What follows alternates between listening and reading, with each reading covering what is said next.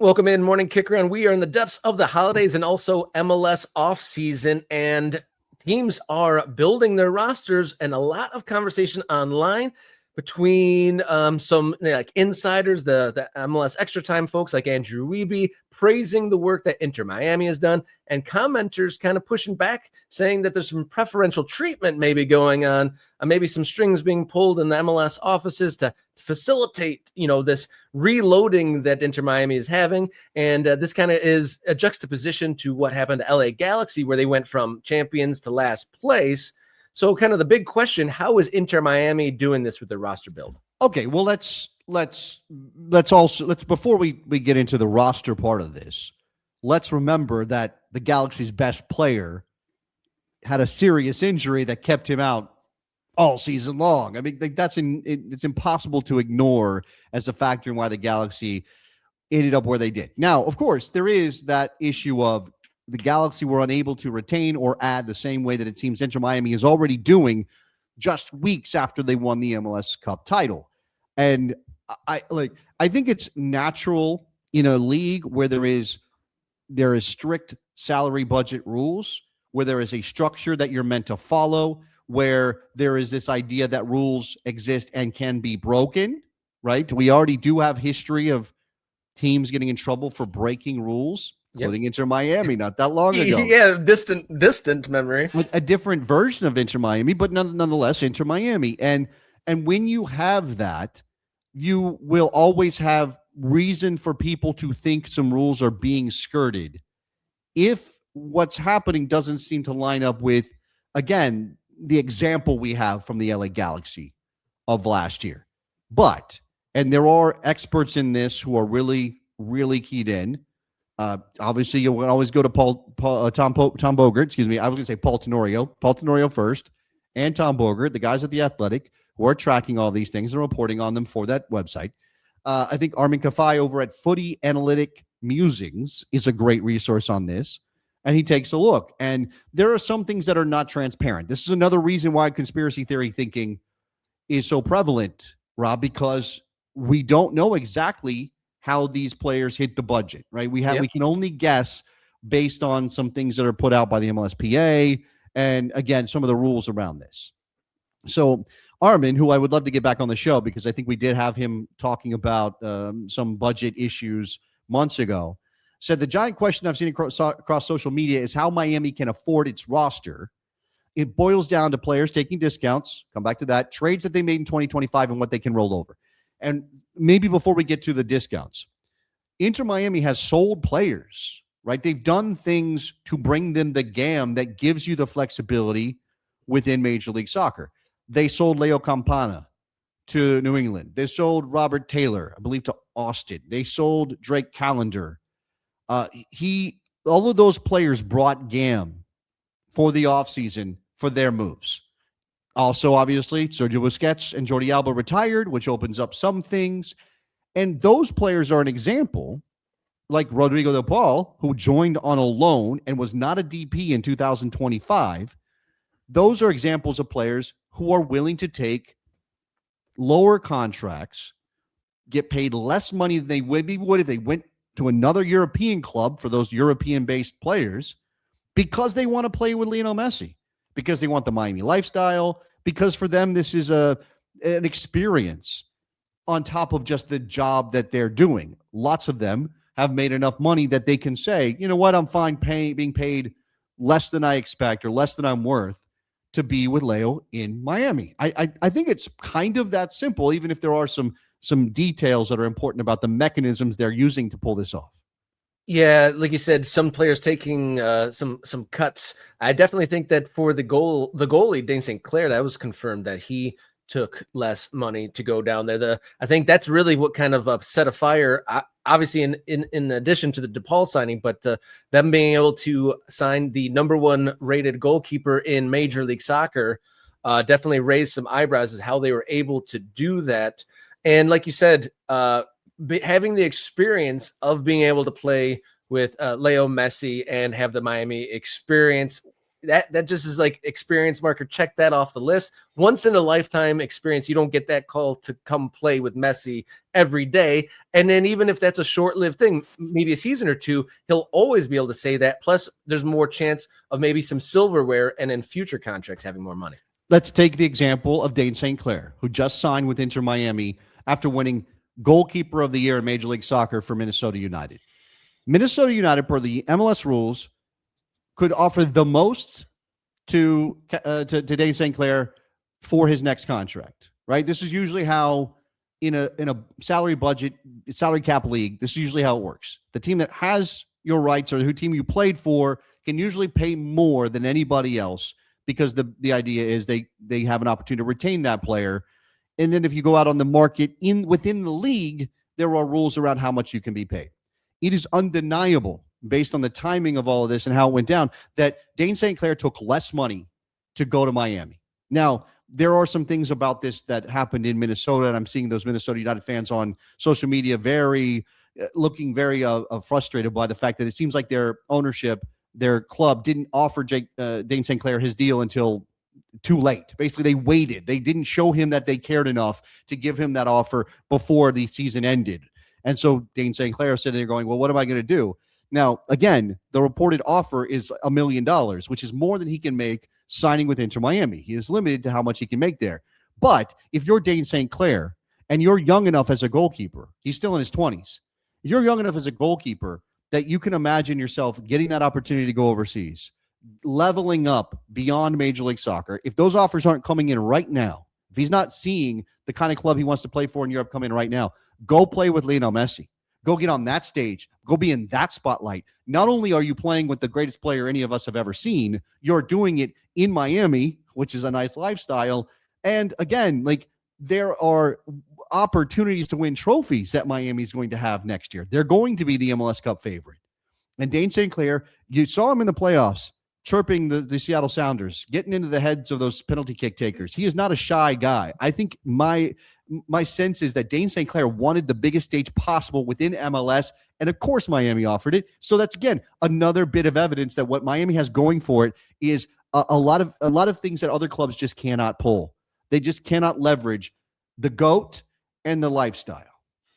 Yeah, so shout out to our supporter in the spotlight, George, logging in. Hello from the Caribbean. Hello to you, sir. Thanks for being on board with us and being an That means he's got two of us in the Caribbean representing the Caribbean right now. Shout out to George.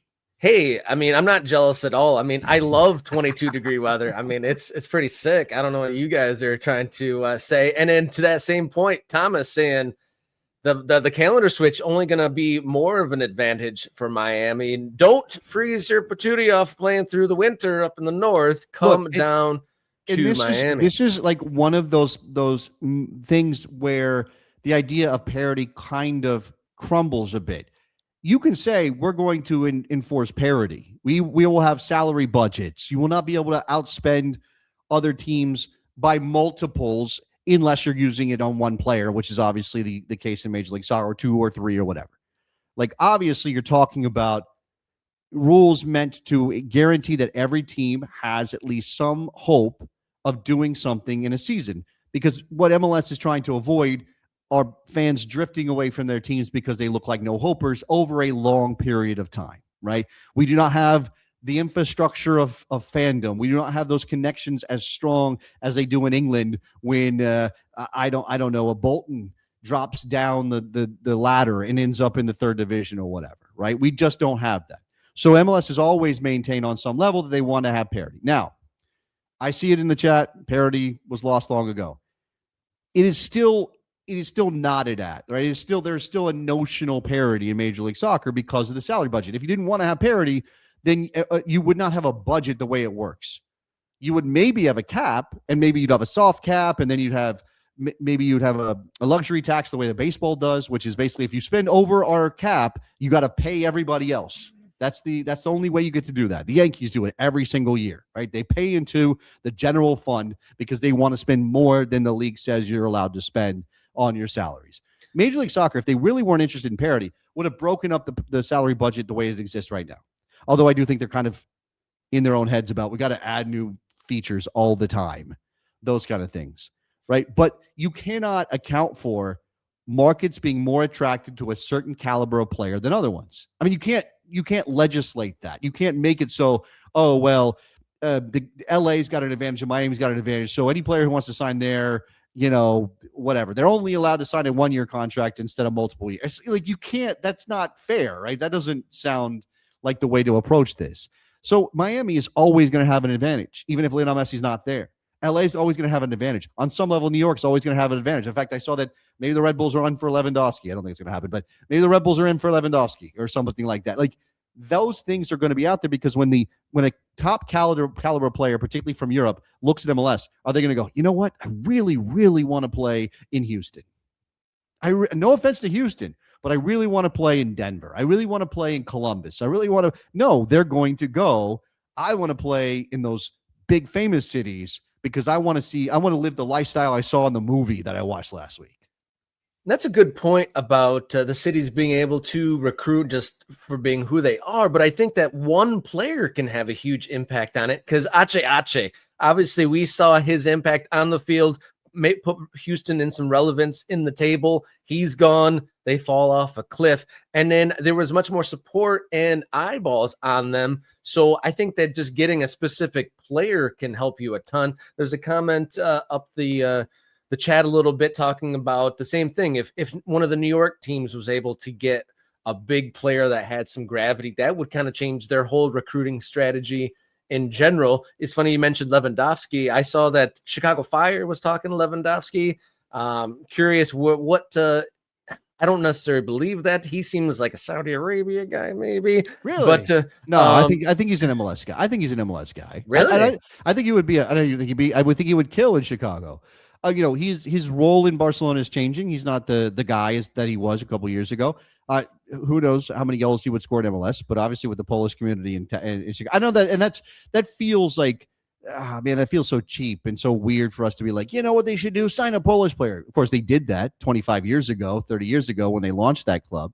Yeah. Had some Polish players, not on the level of Robert Lewandowski, who's the greatest Polish player of all time. But I think, obviously there's still some notion. There's still something to that. Ache in Houston is a good example, right? You obviously have a large Mexican-American community in Houston, Texas. If you sign Ache, is that going to boost you? And you want to combine ability to help you win with their star power. Now, and Lewandowski might not sell outside of Chicago, actually. You think about it, as great as he's been, he's not a world-famous name the way that Messi is or the way that Beckham was and things like that. There are a couple other comments in the chat that are interesting. This one, let's see, from D Parks.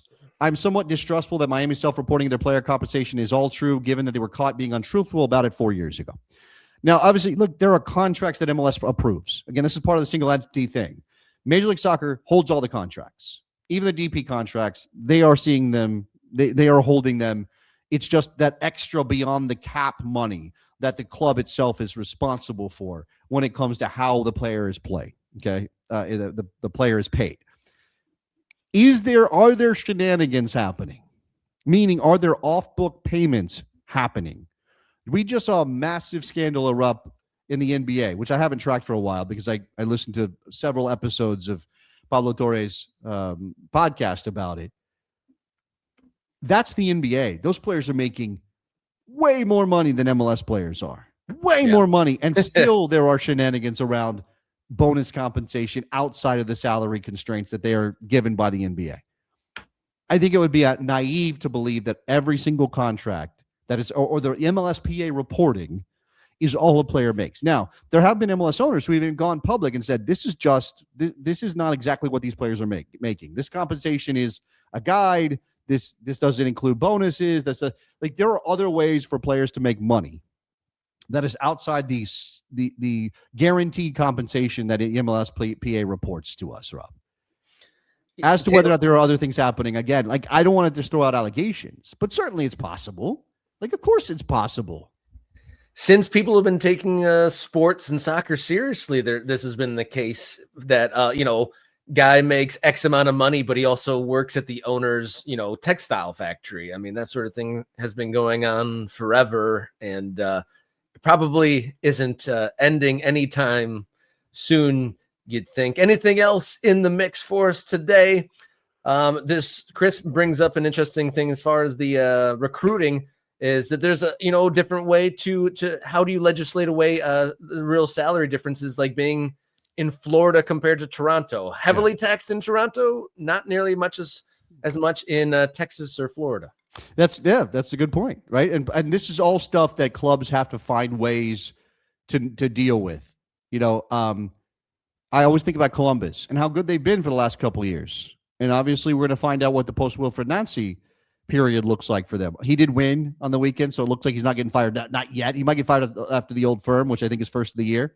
Whew. But he's not. I don't think he's going back to Columbus. I don't think Isatal is going to bring Wilfred Nancy back to Columbus if he gets fired by Celtic. I think that's probably not a great look. So when you think about Columbus being good, right? The question is, could Columbus be good in a league without a salary budget, without the rules that MLS enforces? Could they be good the way that they've been? Is attracting players a thing they could do if there weren't salary budget rules in MLS that dictated how much they could pay certain guys?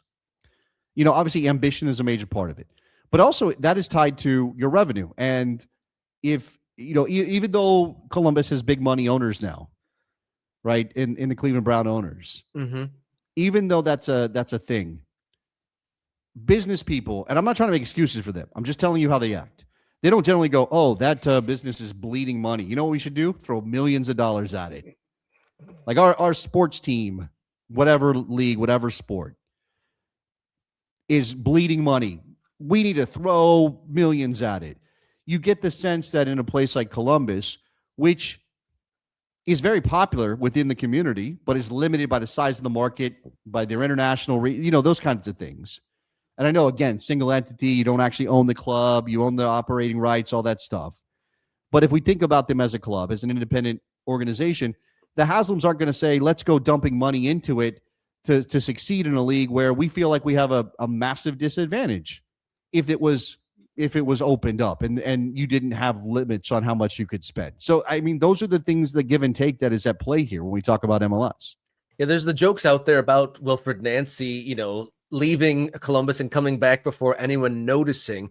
Is there any rumors about who they're going to hire in Columbus? Oh, no, I haven't seen alternative candidates, so that leaves the door open for that sort of speculation. Yeah, I mean, the fact that Yohan Dame left Columbus after being an assistant under Wilfred Nancy and is now going to lead St. Louis, was he a candidate for Columbus? Did they wait too long? Or did they not want Dame? Like, did they want him? That's a question, right? That's sort of continuity in terms of leveling up the guy that was working underneath the guy who was so successful in your club. I haven't seen anything about Columbus yet, so I'm kind of on the outs with that. Yeah, interesting to see what happens in Columbus. Interesting to see, are they going to continue being like a top 5-10 team in the league that they have been over the last few years? Or are they going to drop? Rob, we know this is MLS. This is cyclical. And this is why any team that manages to make the playoffs on a consistent basis is they're swimming upstream and they're achieving something that is incredibly difficult. I mean, we make fun of the Red Bulls for the fact they couldn't win a trophy during their run making the playoffs that finally ended. But the fact they made the playoffs every year, I know the format changes and there's 18 teams, and I know all that stuff. I know those are all caveats for how much success it actually is to make the playoffs every season. But there are lots of teams that couldn't do it. These things are cyclical. I will give you an example of DC United as a team that cannot dig out of the hole that they put themselves in. And they were the best team in MLS. They were the dynasty that started the league. And can you imagine DC United getting back up? No, but it doesn't mean it's impossible because, again, this is MLS and these things are cyclical. Unless if parity really kind of is out the window in some meaningful way, we are now watching a stretching of the haves and have-nots in Major League Soccer, and it really is becoming a league that's going to be dominated by big market teams and by teams that are more attractive than others for whatever reason, like an Inter Miami. Would you say now teams are able to recruit more on the locality, more on an individual basis than ever before? You mean that the local, the identity of the club and the locality that they're in? I think MLS is, in terms of how these clubs have started to look from outside, that is different than it was 15 years ago when a lot of teams were kind of the same, right? It felt like the league was very, very, very parity driven. And even if you had a Galaxy who stepped up with, the three-headed monster of Keane, Beckham, and Donovan and won some things, you never got the sense that they were so far ahead of everybody else, right? You put that on Bruce Arena being a great coach. You put that on a couple of very good players who helped push them. And like identifying talent and, using not Moneyball tactics, but certainly tactics that were in order to recruit, like, undervalued players and we can stretch our dollars. And maybe that's not so much the case anymore, right? I still think you need to do that. And again, Miami's roster, despite all the star power, is an example of an MLS team being very smart in how they recruited around the edges of their roster budget, right? They used what they could to get players either on loan or younger players, and that could help them win games. That ability to identify players who are good enough to elevate an MLS team beyond just their DPs, that's the thing that makes you successful or not. And again, it's a different thing in the regular season, sorry to pick on Mike Thomas, than it is in the postseason. Philadelphia's a good example of that. Incredible recruiters for players who can help them win regular season matches over the last decade. But what they have not yet been able to do is win that trophy that kind of validates everything that they do in terms of not spending big on DPs and on flashier players.